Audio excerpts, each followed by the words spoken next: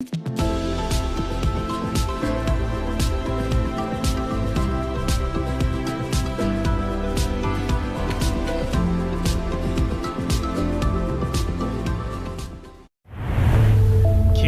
TV8, first on Guam.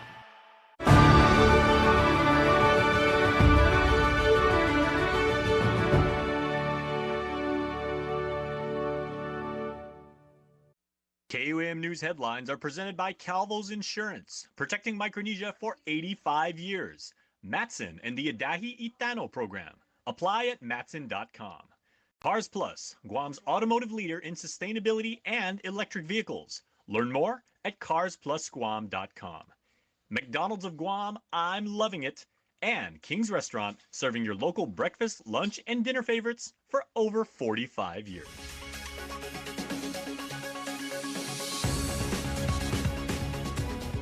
Ahead on KUAM News Primetime. The man and woman charged in the deadly shooting of a Dedado mother indicted by a grand jury. I'm Julian Hernandez with the report as the couple now set to answer to the charges in local court. The Attorney General's office is temporarily withdrawing from representing government agencies and civil litigation, leaving taxpayers to foot the bill. And Mitsuki Hirayama with Adaloop's response. And GPA is racing against time to get temporary power up and running ahead of the summer months when demand ramps up. Nestor Leconta with the report. Hafadays and buenas noches. Bienvenido para KUAM News Primetime. Guahu si Nick Delgado. Sa Guahu si Destiny Cruz, Biba Fresco Friday. Sizo maasi puri mañana mizu guini na programa. Thus, a robbery turned deadly, all to pay off a drug debt. A Superior Court grand jury indicting the couple accused in the Thai Thai restaurant shooting. The indictment comes after the charges were tossed against one defendant. KUAM's Julian Hernandez joins us with the latest. The grand jury handed down the indictment late Thursday against co-defendants Domingo Mendiola and Jenna Manabusin. This means the grand jury believes prosecutors had enough evidence to charge the couple in the killing of 53-year-old Sumitra Lairopi. Mendiola is charged with aggravated murder and first-degree robbery, both with special allegations for possessing a deadly weapon. He is also charged with conspiracy to commit robbery, theft of a motor vehicle, possession of Schedule II controlled substance, 2 counts, possession of a firearm without ID, and destruction of evidence. Manabusin is now facing charges of complicity to commit aggravated murder, complicity to commit first-degree robbery, conspiracy to commit robbery, complicity to commit theft of a motor vehicle, and theft by receiving. The deadly incident happened on Valentine's Day at the Thai Thai Healthy Cuisine restaurant in Tumuning. Mendiola allegedly stole Lairopi's car after pulling the trigger. Lairopi died 2 days later at the hospital. Investigators say the alleged scheme carried out to help Manabusin get money to pay off a drug debt. As KUAM reported, the initial charges were dismissed without prejudice against Manabusin and she was released from prison. Now she, along with Mendiola, will have to appear in court to answer to the charges in the indictment. It's unclear if police were able to track down the murder weapon, but court documents do list a .22 caliber pistol and a .38 caliber revolver linking it to Mendiola. He remains held on a $500,000 cash bail. Mendiola and Manabusin are scheduled to appear back in court on March 7th. Julian Hernandez, KUAM News. Convicted child rapist Mookie Callahan will spend 35 years in the Department of Corrections prison. Callahan appeared before Judge Alberto Lamarena in Superior Court today for sentencing. The judge today ruling to stipulate his sentence, meaning he can no longer appeal it to the High Court. Callahan was convicted of repeatedly sexually abusing 2 children known to him back in 2011. The hearing today comes after Callahan won his appeal in the Supreme Court of Guam. Justices then reversing multiple counts of criminal sexual conduct convictions, sending it back to the lower court. Well, the Attorney General's office is temporarily withdrawing from representing government agencies in civil litigation, leaving taxpayers to foot the bill and the legislative speaker to call for an emergency session. Adaloop says this move already bringing critical government services to a grinding halt. Mitsuki Hirayama has the details. 21 Government of Guam agencies are under active civil and criminal investigation by the Guam Attorney General's office This revealed in a leaked confidential document that outlines why AG Doug Moylan and his attorneys will not be providing legal services for those GovGuam entities, at least temporarily. The move comes after the AG was disqualified from ongoing Public Health and Transit Authority corruption cases for a potential conflict of interest. The defense counsel arguing it's an ethical violation for the AG to prosecute GovGuam officials that his office provided legal counsel for. Now it's up to the Superior Court of Guam to answer this legal question. Meantime, those 21 departments will now have to find independent counsel, leaving taxpayers to foot the bill. Lieutenant Governor Josh Tenoro calling this decision a big crisis, as the AG is also refusing to sign documents including critical government procurement contracts. It is a big crisis, I'll tell you that. Already, I'll tell you one contract that wasn't able to get signed was a contract that was for adult daycare services in Dededo. That is a specialized facility that is meant for Alzheimer's patients. Adelup adding critical government services are stalled and tens of millions of federal grant dollars are at risk. As we go forward, the procurements and the guidance for the Guma Mina Asi, for the foster home, for contracts throughout the government that are service providing, or to just try and get adequate things, movement in power production and water systems. Those are all basically right now on hold. When asked if GovGuam can afford to secure independent counsel, I mean, every agency has different budgets, and so it's going to be a case-by-case basis.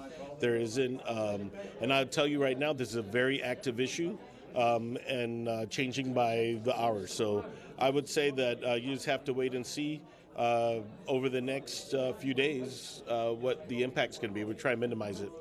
But should taxpayers be the ones footing the bill? Adelup says that's the cost of doing business. Well, taxpayers have to fund the bill. They're paying for attorneys at the Attorney General's office. They have to pay for legal requirements. That's a cost of doing business. There's no other mechanism but for the government funds to be utilized. Again, until the courts can resolve the issue, the AG's office will not be providing any legal services to those 21 GovGuam entities under investigation, to include the governor's office.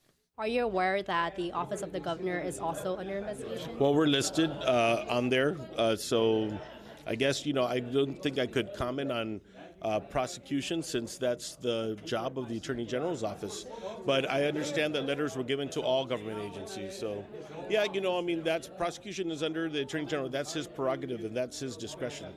Adelup says the AG is abandoning his, quote, Organic Act responsibility to serve as attorney for the government of Guam and the taxpayers it serves in lieu of prosecuting government officials, noting every AG has upheld this mandate, quote, without drama besides this one. Meantime, the legislature is also taking the issue seriously. Speaker Therese Terlahi calling senators for an emergency session next Wednesday, calling this a threat to the welfare to the people of Guam. Mitsuki Hirayama, KUAM News. The Guam Power Authority is racing against time to get temporary power up and running ahead of the summer months when demand ramps up without it. The threat of regular load shedding looms large. Last night, the Public Utilities Commission discussed the issue, but Administrative Law Judge Fred Horecki says there are still certain things that need to get done before it can consider it. Nestor Lecanto reports. The bottom line is the PUC can't really proceed until there's a law authorizing the procurement of this temporary power. But we're anticipating that there may be action by the legislature. And once there is, the PUC will take all deliberate steps to get that here as soon as possible. Speaker Therese Terlahi has announced an emergency session for Wednesday to take up Senator Will Parkinson's bill, which authorizes the immediate procurement of up to 40 megawatts of temporary generation capacity. We're in kind of a dangerous situation regarding the load capacity until the new Ukadu plant of 198 megawatts comes on. So yes. I say yes. I mean, it seems to me that it is critical. It is the appropriate subject of an emergency declaration, and GPA has declared that without this temporary power, we run a serious risk of insufficient load capacity. GPA wants it online by May to meet a sharp rise in demand when the summer heats up. With only about 2 months to go, time is of the essence. Horecki says the PUC has a provision giving its chairman wide latitude to respond. In the meantime, the chairman, if that power is exercised, could authorize GPA to proceed ahead with its procurement. If the legislature passes the bill next week, it goes to the governor, who is expected to sign it as currently drafted. Nestor Lecanto, KUAM News. The Guam Waterworks Authority has successfully priced $184.9 million in refunding bonds. Officials say this reduces future debt service payments and achieves net present value savings of $14.5 million. The GWA team, supported by the Guam Economic Development Authority and the Bureau of Budget and Management Research reports taking advantage of market rates and strong investor interest, with more than $2.1 billion in total orders from 41 different investors. The GWA financing, including a tender structure utilized for the first time by a Guam issuer, the structure allowing GWA to offer to buy bonds from existing GWA bondholders and sell current refunding bonds to finance the purchase. GWA General Manager Miguel Berdalio states it is gratifying to see the level of investor participation in this refunding, especially the tender transactions, which is a first for Guam and added about $9 million in debt service savings on refunding bonds that he says we otherwise would never have realized. Meanwhile, Speaker Therese Terlahi has called an emergency session for March 6 on a bill meant to help ensure there are no protest delays for GPA's temporary power plan. Senator Will Parkinson's bill would grant GPA a one-time waiver of certain Procurement Act regulations in the event of protest. GPA legal counsel has previously testified that it would not remove all rights to protest, but would also not result in any undue delays. In declaring the emergency situation, the Speaker cites the continued risk of load shedding because of Typhoon Mawar damage, and also the Attorney General's withdrawal from representing GovGuam in cases which it has ongoing investigations. The legislature will also convene in session Tuesday for the governor's annual State of the Island address. Recent promotions in the Guam Police Department may not be the driving factor, but rather the deciding factor when it comes to officers leaving the department. Jonagan Charfris continues her coverage of GPD's oversight hearing. During Wednesday's oversight hearing with the Guam Police Department, Public Safety Chair Senator Chris Barnett addressed many topics. One that he felt needed to be discussed was promotions and how the outcomes of some of these promotions not only affect the morale of the rank and file, but retention of officers as well. Barnett reading a letter from a GPD officer who wished to remain anonymous in fear of retribution. The letter was in regard to the promotion of Colonel. A majority of the candidates are already resigning themselves to defeat, as they've been informed that the process is a formality and the promotion is guaranteed to be given to Major Joseph Carbolito. Now, seeing as how Major Carbolito was just promoted last year as a reward for filling the DOC director seat, promoting him to Colonel is a clear and gross misuse of government resources. We should note that Joseph Carbolito was promoted to Colonel, which took effect on February 11th. Previously, he was promoted to Major last year. The letter continued, questioning the leadership. There's absolutely zero confidence in leadership at the highest level. Would you want to work for an agency that's quick to persecute you instead of having your back first?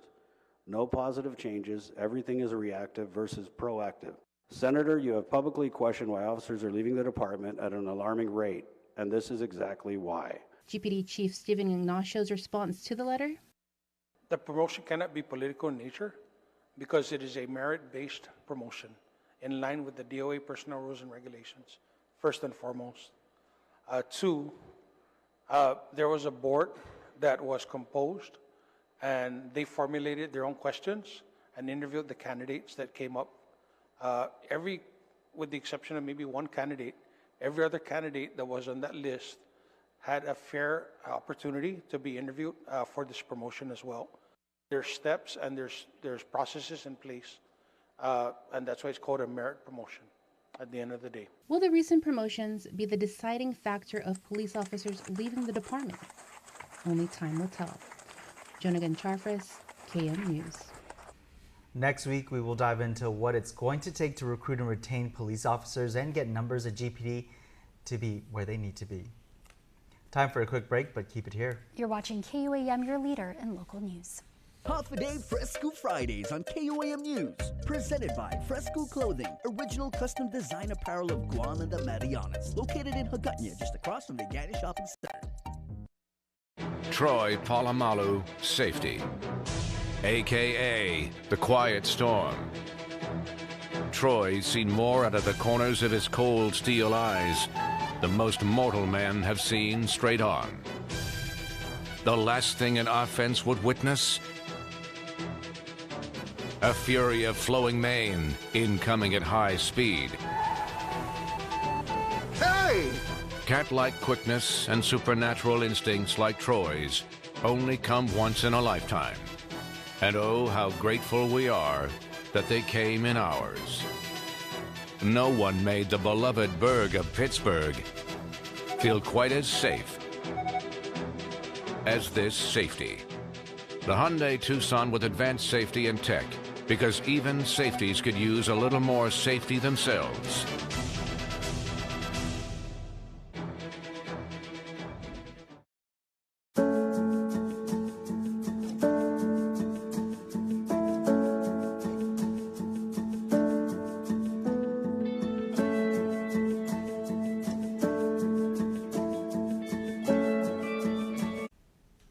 Welcome back to Primetime.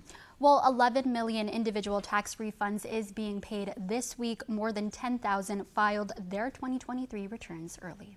CNMI Governors Arnold Palacios, meanwhile, back from Washington, D.C. after several high-level federal talks. It comes amid a local push to trigger convenient 902 talks with the White House. Regional correspondent Tomas Manglotnia reports.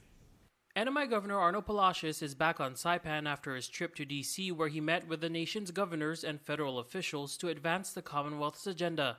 He could return to D.C. once he triggers 902 consultations with the White House. It has to be purposeful, deliberate, and it has to be impactful at the end. Section 902 of the NMI's covenant says the U.S. and NMI governments will consult regularly on all matters affecting the relationship between them. The governor says he's still building his team and deciding on the subject areas. I don't want this to be just a menu of all the different challenges that we have. I believe we need to narrow it down to about 4 main issues. We asked what those issues would cover. Labor and immigration is a real challenge for the Commonwealth. That's probably going to be an issue that we will discuss with the team, and once we finalize or have a general listing of what we want to bring forth to the federal government, then we will submit a formal letter to the President of the United States. Palacios says he's expecting to make a formal announcement of his plans in a month. He disclosed that at least one member of the Senate and House will be a part of the team. Tomas Manglotnia, KUAM News, Saipan. This news signed by the Attorney General's office is generating some mixed and strong reaction. It depicts a woman apparently defending herself and a child by shooting a quote-unquote meth addict. The caption reads, "Better a meth addict than your loved one." But Senator Tom Fisher, a policymaker defense attorney who's often critical of Moylan, says the depiction sends an offensive message. It's unfortunate to say, but there are, every family, I think, on Guam is in one way or another affected by crystal methamphetamine in a bad way. In a bad way, I understand that, but I don't think the people of Guam want their family members or members of the community who have fallen victim to crystal methamphetamine. I don't think they want them summarily executed on the street. That's not the way we run the community. That's not the way we run the nation. What we want to do is prevent people from using crystal methamphetamine. We don't want to do that with lead. We would like to do that by preventing the access to crystal methamphetamine. And for those folks who do, unfortunately, become addicted to it, we want to help them away from the addiction. AG Moylan has said the signs, which are regularly updated, are meant to serve as a message to criminals and as a deterrent to crime. The University of Guam Press will be hosting a launch for a new poetry book, Ocean Mother, this Saturday, March 2nd at the UOG Fine Arts Theater from 10 a.m. to 12 p.m. Author and Chamorro poet Dr. Ariel Lowe tells us she spent 10 years crafting and weaving childhood memories into this book of poems, which reflects her Chamorro perspective. Ocean Mother really comes from my own upbringing here in Guam. I learned so much from my grandparents, and they're really the true inspiration behind it. My grandma, Aurora Sablan Lowe, she taught me that Chamorro language is actually very poetic, and that in our own Chamorro culture, poetry has just always been around, even before English was introduced. There will be an author reading, book signing, live spoken word performances, and free refreshments. Lo gives us a sneak peek of what attendees can expect by sharing her favorite line. Ocean Mother knows the currents who carved my name. She beckons me into her taladza. Strands of sunlight dance across her surface. Registrations is required for entrance. You can reserve your spot at UOG press-ocean-mother.eventbrite.com. You can also pre-order Ocean Mother for $15 at uogpress.com. Now for a look at your world at home. Here's a view captured of the full moon over Santa Rita.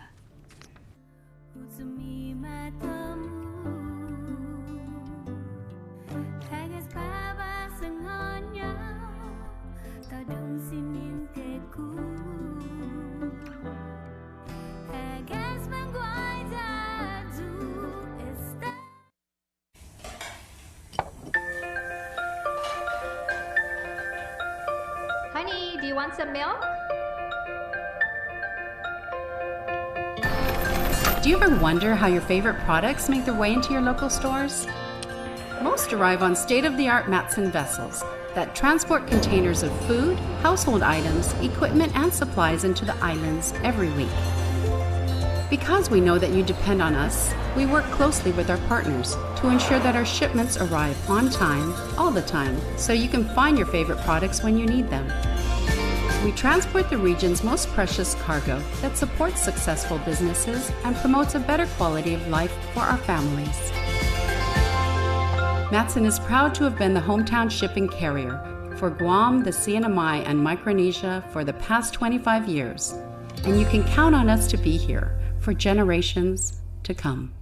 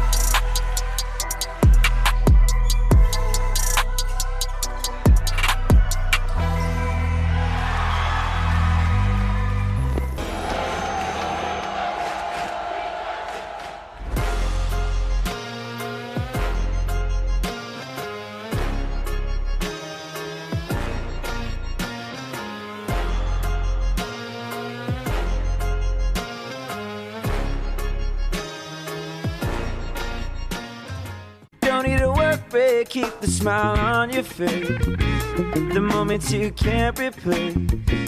And I'll be around. Whoa, you can count on me. You can count on me for life. Wherever life takes you, we're always here for you. Calvo's Insurance. Count on us for life. The KUAM Brewery was established with a simple mission: to deliver the island we call home with fresh craft beer, made with the cleanest and tastiest ingredients. From IPAs, stouts, sours, and everything in between. We are here with good beer to be a catalyst for creativity and community. This is your beer, Guam. Come home to the simple, fresh taste of locally brewed beer. The KUAM Brewery. KUAM Brewery reminds you to drink good beer responsibly. Whoa. Man. Foodie Call is brought to you by Pepsi. That's what I like.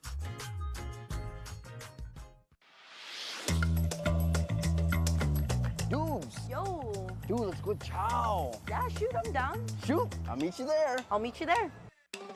Hey. Hey.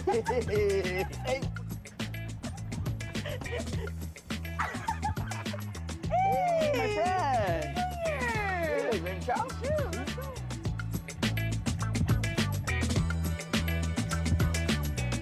Happy day, guys. Welcome back to another edition of Foodie Calls. And today, the call brought us where? KFC. So many locations. So what we have is one of their new fish wrap, their shrimp burger, wasabi sandwich, shrimp and crab heliquid, and a crab salad wrap. So really perfect for Lenten season. All right, Ready. when do you want to start first? I don't know. Maybe start here with the shrimp. We'll start with the shrimp, okay. Or shrimp corn. Popcorn shrimp? Popcorn shrimp. Hey, bitch. Shrimp cheers. Cheers. Bam. So I got the shrimp burger, and Victoria's has the wasabi burger. Cheers. Cheers for Jesus. So this is the fish stick. Oh, so good. All right, now we're gonna try the shrimp and crab heliquid. How's it? What say you? Tanginess in the shrimp heliquid with the crab meat. I can see this really it. If you're a crab lover, this is a wrap for you. And now the last thing that Victoria's is gonna try is Well, I'm on. KFC's wasabi fish wrap. I'm excited. Roll. All right, guys, thank you so much for joining us again in this week's edition of Foodie Calls, brought to you by Pepsi. We'll see you guys next week. Bye. Foodie Call is brought to you by Pepsi. That's what I like.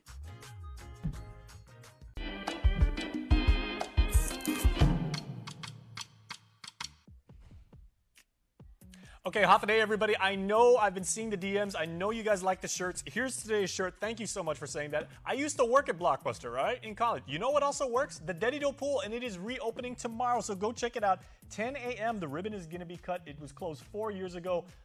Everything will be there. Everything. The Dedido Pool open once again. Make sure to check it out right here on Harmon Loop Road. If you are ready to hit the dance floor, and we certainly hope that you are, our friends are at House Party on March 2nd are having an event that you want to check out. It's a Club Zoo in Tumon. Doors open at 9 p.m. 10presents.eventbrite.com will get you a ticket, and you do need one. And the CNMI Small Business Development Center is having an event of their own up in the northern part of the Marianas, the 2024 Friends of Business Summit Cybertech Edition. Make sure to check it out on April 4th. That is what's happening at News Bites, and now let's get ready for the birthdays. Now to your Cold Stone Creamery Birthday Club shout-out submitted on KUAM.com. And the winner of a yummy ice cream cake.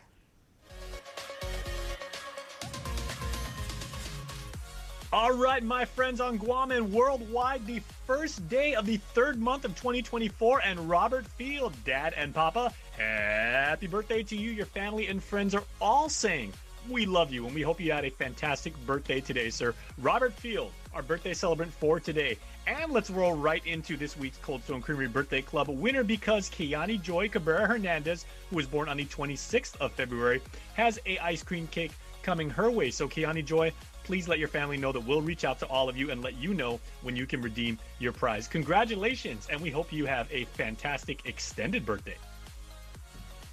Happy birthday to all of you celebrating out there today. Estigi Izu Mizu Primetime Show, si Zeus Masi Put in Enega, Guahusi Delgado.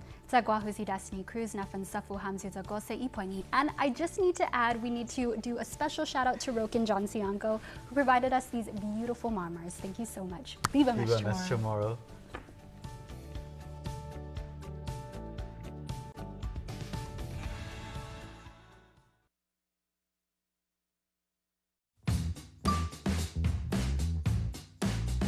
The Hub is presented by Calvo Enterprises, Inc. If you're a farmer and someone unfamiliar stops by, don't be too alarmed. It may just be a census taker. Enumerators for the 2023 Guam Census of Agriculture will be visiting Guam farmers starting in March. The census is conducted every 5 years and is the only uniform, comprehensive, and impartial source of agriculture data for every state and county in the country. The census collects data on land use and ownership, operator characteristics, production practices, and income and expenditures. The data is used by ag producers, lawmakers, community planners, educators, and researchers to improve the industry. Responses are required by federal law, but the information is released as a whole, so no individual information is revealed. The results should be available to the public in the summer of 2025. Coming up on The Hub, our conversation with the organizers of the local census effort, who will explain how important it is, not just to the farmers, but to the entire community. Don't go away.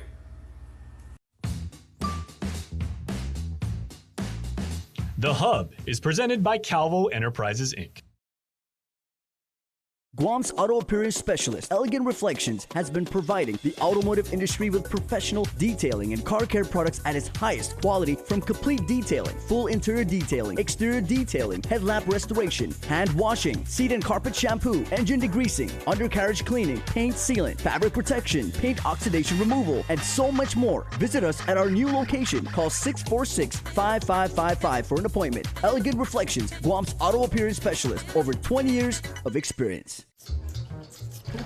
Looks like it's prime time, Mom. Dr. Garcia? Crest Reality Checkup. That grimy film on your teeth is actually the buildup of plaque bacteria, which can cause cavities in months. And your toothpaste just isn't cutting it. Most toothpaste quit working in minutes, but the antibacterial fluoride in Crest Pro Health protects for up to 12 hours. So I can stop cavities before they start. Can I get a latte? The #1 toothpaste brand in America, Crest. Unlock your brightest smile with Crest. Available now at Payless.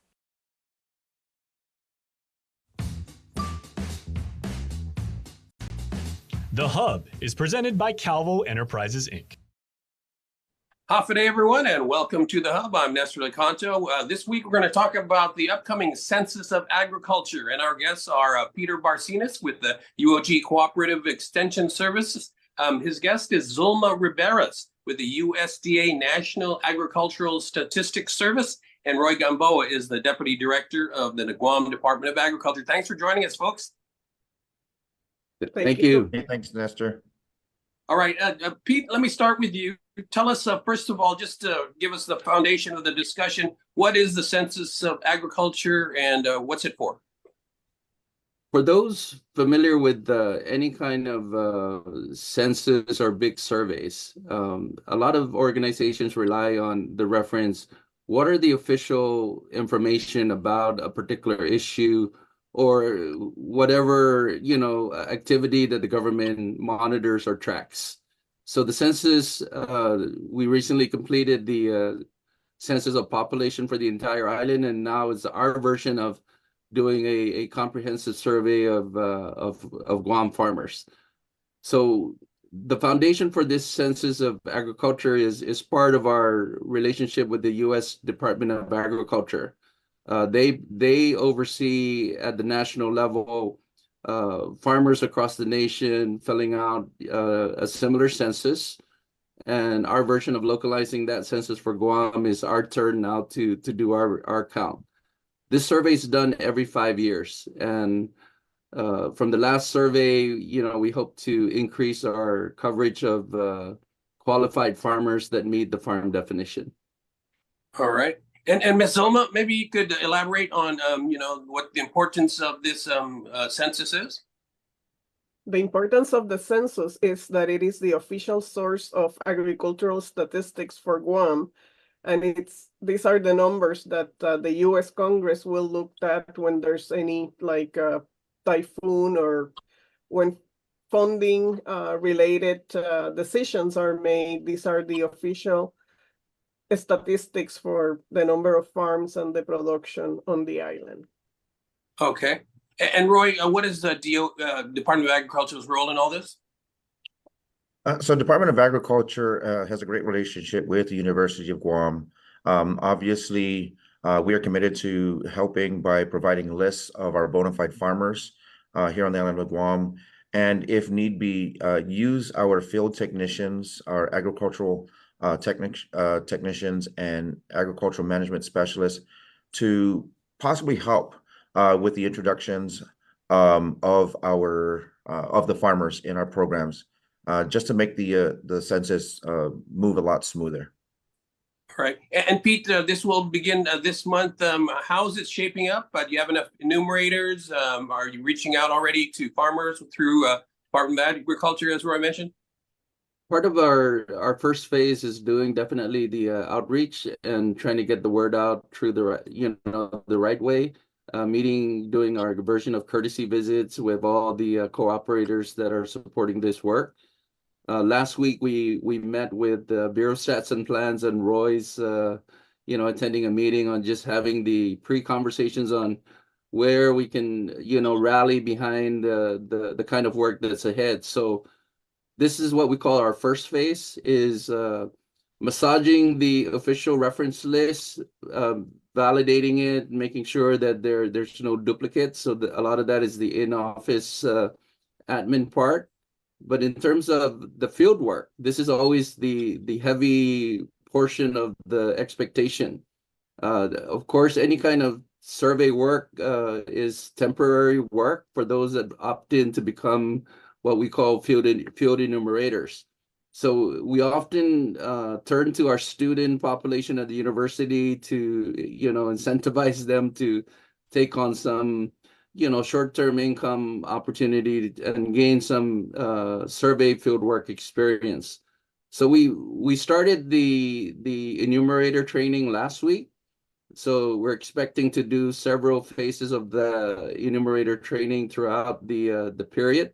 There's always going to be a recruitment phase, and as enumerators take on that role, there's also they opt out and they don't come back after several rounds of doing the actual field visits. So phase 2 is once we get a stable enumeration field team, I think we're going to start seeing a good coverage of some of the farm lists that we're working on.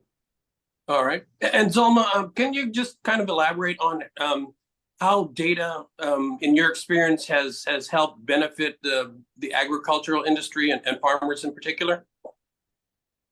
Well, I am just I'm just a statistician, so my job is to collect the data, but making sure that we have the best numbers that we can for the census, assist the Department of Agriculture in having good data to base whatever needs are in the community and elaborate their programs and their funding. All right. And Roy, of course, the cooperation of farmers is of paramount importance. I believe that the individual responses will be confidential, so that might encourage them to be more open about their data. And can you talk about that and alleviate any concerns that they might have in providing the necessary information? Sure. What we want to put out there to a lot of our farmers is, look, confidentiality is of the utmost importance. we're not looking at the farmers per se. We're looking at the crops. We're looking at things that are being produced on Guam. We're looking at the end results. We're not trying to capture data on the farmer themselves or pesticides or whatever it is that they're using, fertilizers. That's fine. It's not going to pose a problem or impact their day-to-day operations. Generally, what we want to see is gathering that data so that we can compare it from what was done previously, previously here on the island of Guam. We want to know how much land is being used for agricultural purposes. We want to determine what crops are new and trending. And then we want to take that data and compare it to what we have here at Department of Agriculture and look at the similarities. And we have our information that we've gathered. When the census is done, we can take a look at it. And if we're at least 85% on point with the data matching across the board, then we're doing a great job. We're doing a great job at identifying of what Guam can produce, what our farmers can produce. How that helps my agency is by getting a more accurate number of the farmers, of the data that the farmers help share with us, is it opens the doors potentially to more grant opportunities. And then it also increases the threshold in funding amounts. It opens up the doors to more programs. So that's key for us. Is a great opportunity to show that, a collaborative effort to help Guam in general speaks volumes. Coming out of the pandemic, we recognize our farmers are what's going to keep us afloat when the food stops coming in, or if there's problems in the supply chain. And so we've got to be able to look and identify what we can produce, what we can replace that generally comes in off the ships. So the census, and we're asking our farmers, hey, look, if you want our technicians to accompany the enumerators just so that there's a nice warm handshake and things like that, we've committed to helping Pete and Zoma in that effort. Have you found there's been a reluctance in the past to share information, and why so, if that's been the case? I wouldn't say reluctance. I think there might have been difficulties in the past. The way the surveys are done, I believe, has improved. I did catch wind of at least 10 years ago, it was done individually on paper. And so you can imagine gathering all that data by one or two individuals, trying to compile all that documents. And with a limited time window of actually conducting the field surveys, the actual sample was actually a lot smaller than what I believe we have now. Comparatively, hearing 250 possible farmers responded in the past, and now, at least on our end, we have over 600 bona fide farmers. We want to close that gap and get at least the 600 farmers to be able to respond, so we can get a more accurate view of what Guam is capable of, and then if there's room to grow, and then again also identify other programs that we can help work with USDA offer to our farmers, so we can be the go-between based on that data that's gathered. Reluctancy, I don't think it's a big portion of it. It's just a matter of the timing.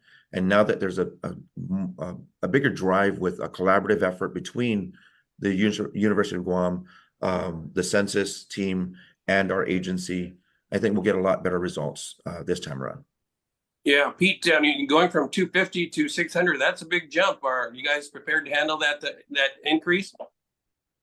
That's the plan, and I think it's an ambitious plan. But I think when we rally behind, the folks responsible for the field work and the buy-in from all the agencies that touch our food system, I think there's this important message that we always put out there: know where your food comes from.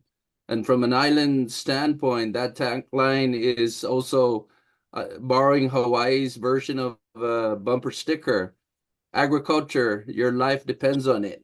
I think in the context for Guam, that's very true. And knowing as what Zuma mentioned, official information is really what matters. We can't be dealing with, in the jargon of data analytics, anecdotal information. I think working along this formal research approach You're going to get the technical expertise of USDA NAS to help create the kinds of basic baseline information that for once unifies GovGuam's lists with our community lists, and more importantly, all the agencies that deal with local farmers, USDA sister agencies that deal with local farmers. That's a combined listing. So this is the holy grail of information. And I think anybody that doesn't understand this is really up for not more policing, but it's more having a base, a basis to know that when you contribute to submitting de-identified information about how food is produced and grown, it drives future grants, and it drives more direct funding for programs that USDA is willing to fund if the information shows that there's a need for that. Yeah. And Zelma, you mentioned it earlier that Congress kind of uses this as the baseline for determining, knock on wood, we don't have another typhoon anytime soon, but they use this data as the baseline for, how they're going to consider any monetary or otherwise kind of assistance for Guam, right? That is correct. Yeah. We are the official agricultural numbers for the U.S. and the territories, because the program of the Census of Agriculture that it's taken every 5 years establishes a baseline for the way the agriculture is going in the nation and the territories.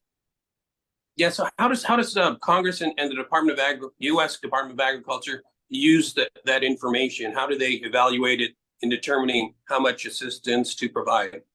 Well, my job is only to put out the numbers. I mean, but I'm pretty sure that once the numbers are out, they have their staff that will look at these and make decisions based on the results. All right. We've got to take a quick break, but when we come back, I wanted to explore more deeply some of the things that both Roy and Pete mentioned about food security and food sustainability for Guam. So we're going to take a quick break, and we'll be back with more of our discussion right after this. The Hub is presented by Calvo Enterprises, Inc. Oh, yeah. Hot honey pizza and wings from Pizza What?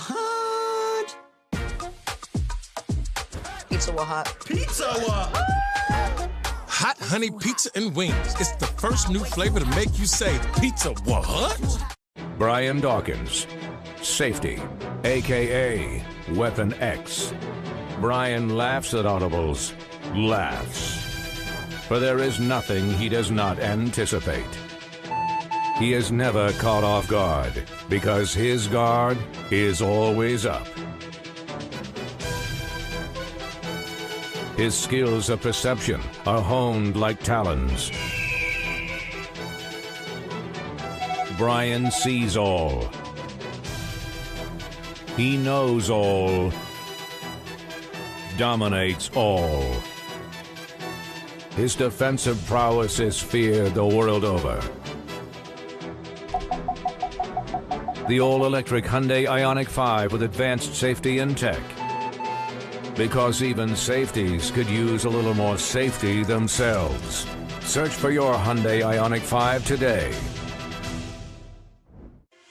Get Papa John's delivered to you hot and fresh via the Uno Go app. Whether it's a party, day at the beach, or just because. You do the ordering, we'll take care of the delivery. Order from Papa John's Guam, one of many quality partners of the Uno Go app, or you can visit the website at uno-go.com. Papa John's, better ingredients, better pizza, and Uno Go, Guam on demand. The perfect combo. The Hub is presented by Calvo Enterprises, Inc. Welcome back, everyone, to The Hub. I'm Nestor Lecanto. We're speaking with Pete Barcinas and Zulma Rivera of the USDA.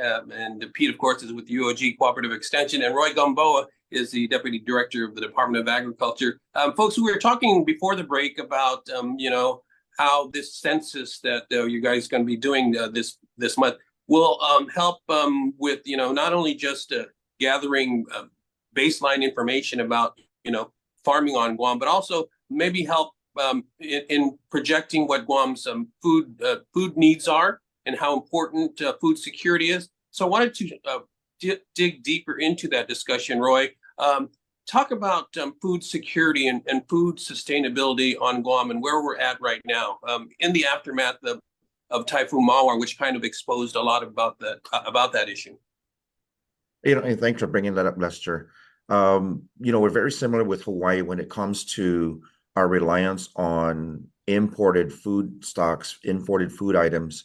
And because of technology, it's become a lot easier to go to the supermarket than it is to go to your local farmer's market or things like that.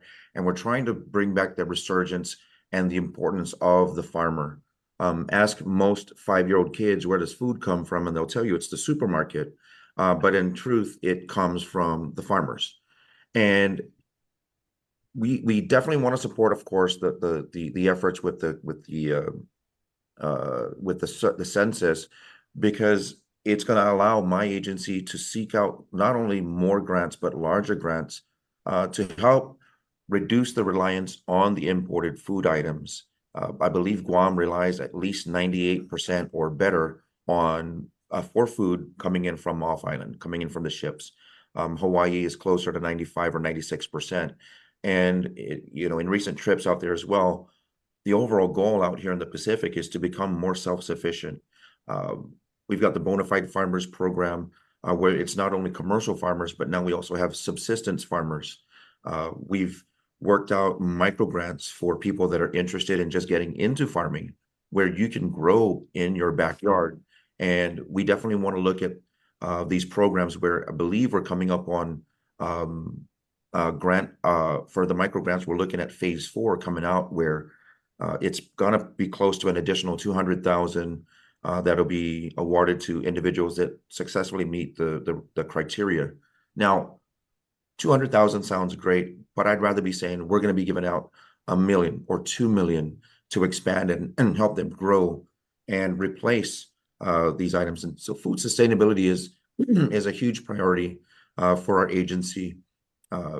We're not only starting with our farmers that are capable of doing this right now. We spend a lot of time going out into the schools. We get invitations to go discuss at elementary school, middle school, and high school levels the importance of agriculture. And whenever that opportunity arises, we're out there. I believe in the future, we've got some great partnerships that are coming down the pipe with Department of Education, where we can probably introduce raised bed gardens, have the students get their hands dirty per se, and in growing some of the stock, some fruits and vegetables on campus. Things that grandpa used to teach me how to do. We've got to bring that back into to not only the educational system, but just learning as a culture and as a society altogether. With our farmers, if we can replace 1, 2, 3, or 4 meals with things that were grown here on Guam, that's a step, that's going to improve the overall sustainability of our food stocks here on the island of Guam. Yeah. And Pete, you want to weigh in on food security and sustainability on Guam?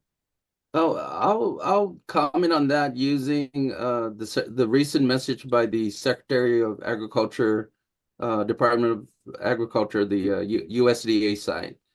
And in a message to land-grant university leadership, he basically shared this reference of the importance of ag.